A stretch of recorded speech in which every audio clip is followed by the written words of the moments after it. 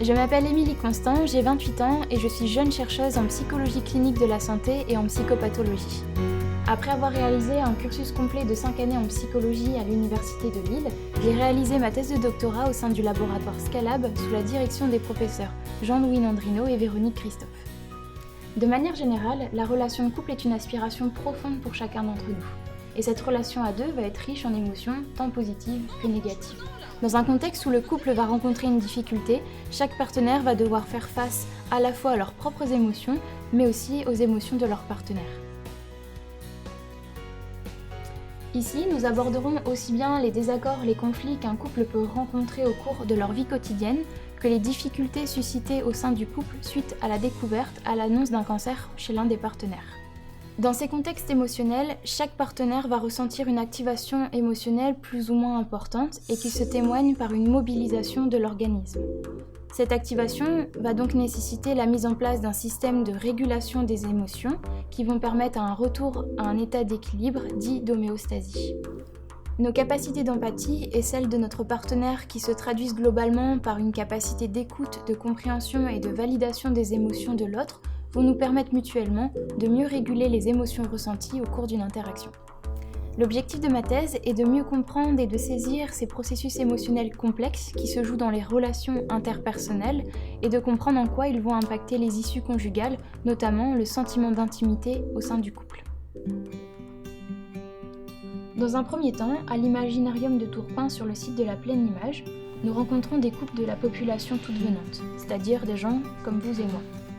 Et nous leur proposons d'échanger le plus naturellement possible d'une situation qui fait l'objet d'un conflit dans leur relation actuelle. Mais ici, ils sont devant une caméra.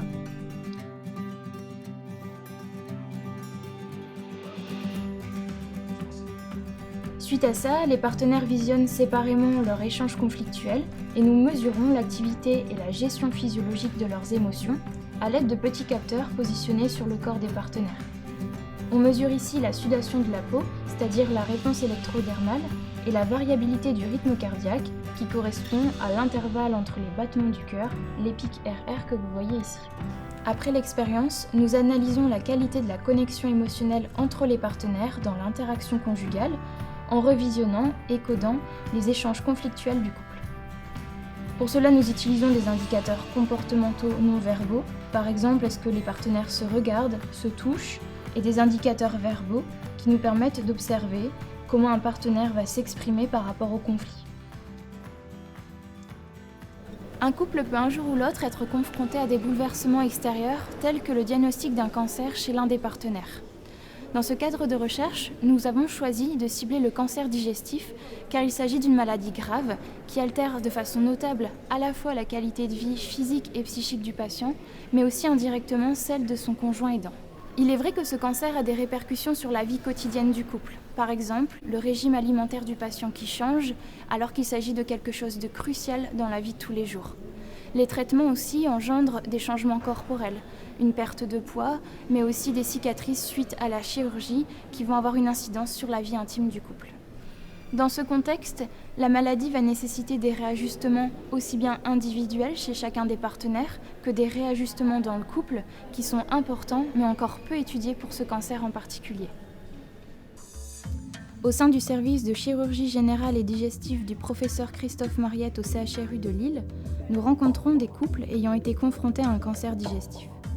Nous prenons connaissance de leur histoire autour de la maladie, puis nous leur proposons de discuter le plus naturellement possible de la façon dont ils vivent cette situation, les traitements et les répercussions que cela a pu avoir sur leur vie devant une caméra. Nous cherchons à comprendre en quoi les compétences empathiques du patient et de son conjoint vont déterminer la qualité de l'intimité et comment ces processus vont venir diminuer la détresse émotionnelle au sein du couple. En fait, très tôt, j'ai eu pour vocation d'accompagner les personnes en difficulté. Et j'entrevois au travers de mes recherches des applications concrètes. Par exemple, développer des outils de diagnostic pour le personnel soignant qui leur permettraient de repérer des difficultés au sein du couple et de les orienter vers des accompagnements spécifiques. Ou alors, leur proposer des ateliers qui leur permettraient de mieux exprimer leurs émotions et de faire face ensemble à une difficulté. J'observe aussi que pour les couples participants, on ouvre un espace d'expression émotionnelle qui leur est bénéfique. Par exemple, j'ai eu des retours de couples qui ont pu se dire des émotions qui ne se sont jamais dites auparavant, ou bien encore ils ont pu prendre du recul par rapport aux problèmes.